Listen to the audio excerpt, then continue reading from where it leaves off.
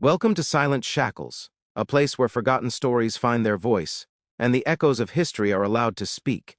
Tonight, I want to take you on a journey into a story that is as strange as it is haunting, as cruel as it is strangely beautiful.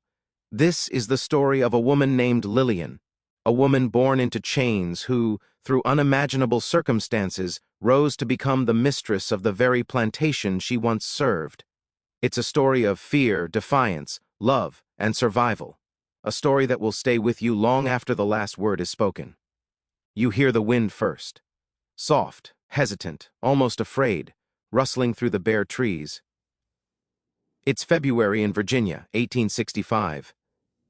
The air carries a strange, biting sweetness, half cold, half smoke from distant chimneys. Imagine standing at the edge of a sprawling plantation. Ahead, the house looms, white paint cracked and peeling, silent and imposing. The snow has melted into a muddy gray slush, and every step you take makes that wet, sucking sound. It clings to your boots, pulls at your shoes, and you can almost taste it on the tip of your tongue. There is the faint tang of iron from old nails, the damp smell of the earth, and somewhere, like a ghost, the lingering scent of charred wood from last year's fire. Now picture a young woman stepping out of that house. Her dress is faded, patched, thin, whispering as it brushes against her ankles. There's nothing about her outward appearance to suggest she could wield authority, yet there is something in her eyes, a sharpness, a fire, a kind of stubborn intelligence that makes you pause. You think, who is she? She is someone who shouldn't exist in this position. And yet, here she is. Her name was Lillian. At least, that is what the people in the house called her. But she wasn't always the mistress of this plantation. She was born into chains, her world measured by the width of the cotton fields, the whip cracks of overseers, and nights filled with hunger and fear. Her hands knew nothing but toil and the rough textures of raw cotton. Her dreams were stitched together from scraps of sunlight stolen in brief moments of freedom, in stolen glances, in quiet prayers whispered under the stars. Yet, somewhere deep inside, a resilience was growing, a quiet defiance invisible to everyone but her. This story, though, is not just about survival.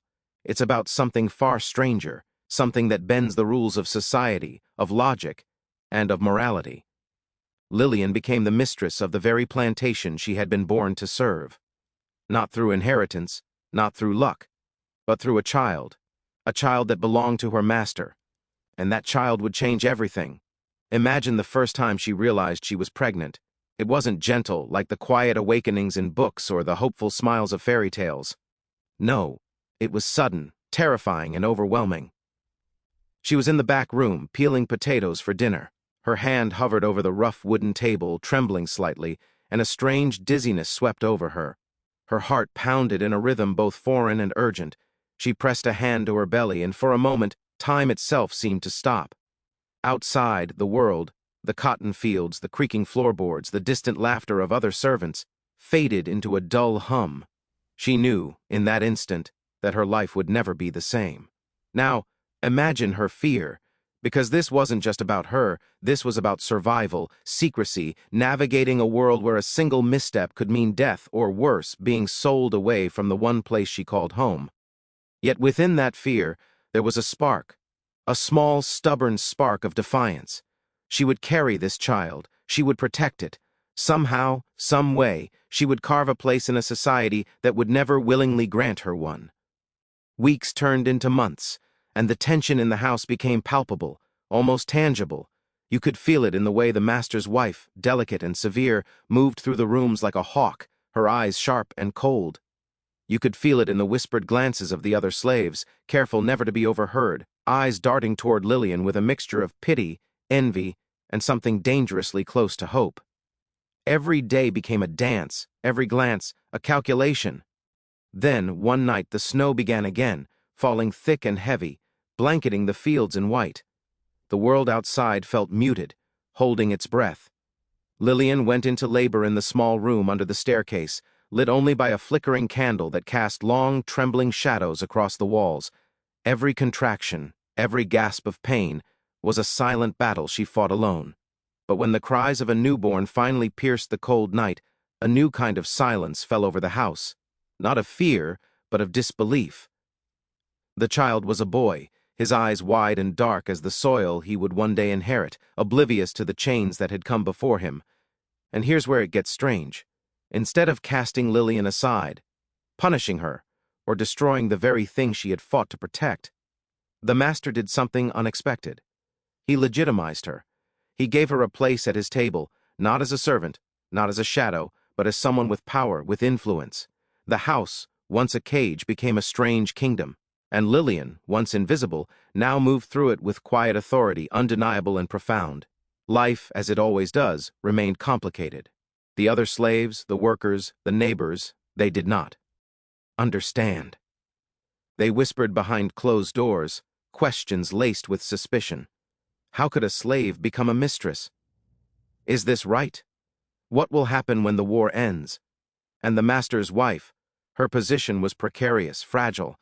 She could scream, lash out, try to reclaim authority, but every move was measured against the delicate web that now held the household together. Lillian learned quickly that power, when it comes unexpectedly, is as dangerous as it is liberating. Being a mistress was not just about fine dresses or a chair at the head of the table. It was navigating suspicion, jealousy, hate, choices that could save lives or destroy them. And with every decision, she carried a secret that would define her legacy. The boy she bore was the key to everything. Her son grew up in a world split between love and resentment. Picture him, tiny and curious, peeking from behind heavy velvet curtains, listening to whispers meant for ears far older than his own. Picture the way he watched his mother, learning strength without understanding the cost. As he grew, so too did the tension in the house. Every glance from neighbors, every passing comment, every subtle jab from those who knew the truth, reminded them all that freedom and power are rarely gifts. They are battles, daily and relentless. And here's the part that will make you pause. Even in a story where the impossible seems possible, human nature refuses to bend entirely. Greed, jealousy, fear, they lurk in every corner. Not everyone in the house accepted this strange new order. Nights were filled with silent confrontations, letters whispered under pillows, and glances sharper than blades. Lillian, once a shadow, had to fight daily to protect her place, her child, and the fragile dignity she had carved from impossible circumstances. Yet, there were moments of quiet wonder. Moments when she sat by the fire, her son, in her lap, and allowed herself to imagine a world where the past did not dictate the future. She traced her fingers through his hair, whispering stories of resilience, cunning, survival, knowing that one day he would understand the cost of rising from nothing to something unimaginable. Imagine, now, the war ending. The world outside the plantation changing faster than anyone inside could comprehend. Slavery abolished, yet freedom was not a single moment. It was a winding, uncertain path. For Lillian, that path was complicated by love, by the chains she had known, and by the strange legitimacy granted by her master. She had power, yes, but also enemies, expectations, and a history that refused to let her forget who she had been. By the time her son could ask questions, the plantation had become both a sanctuary and a battleground. Lillian taught him more than letters and numbers. She taught him the weight of legacy, the fragility of trust, and the strange, sometimes cruel ways human hearts operate.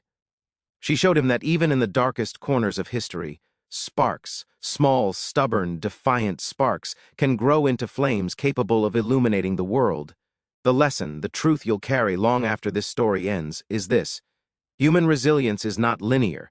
It comes disguised as survival, rebellion, sometimes even love forged in the harshest crucible of existence. History remembers battles, laws, speeches, but it is in small moments, the whispered lullabies, stolen glances, trembling hands, that true courage is written. When Lillian passed from this world, the plantation bore witness to unimaginable change. The echoes of her footsteps remained in the hallways, the texture of her fingers in carved wooden banisters. And the boy she protected, nurtured, and fought for, carried forward a story impossible to ignore, a story of survival that defied the cruelest expectations, Lillian. A legacy no law, no prejudice, no whisper of society could erase. So, when you think of Lillian, this woman who rose from nothing, who carried a child into a world that refused to grant her a place, remember this: the human spirit is messy. complicated and contradictory. It can be cruel, but it can also be unimaginably powerful. And sometimes, just sometimes, it writes stories history almost forgot but the heart will never let fade.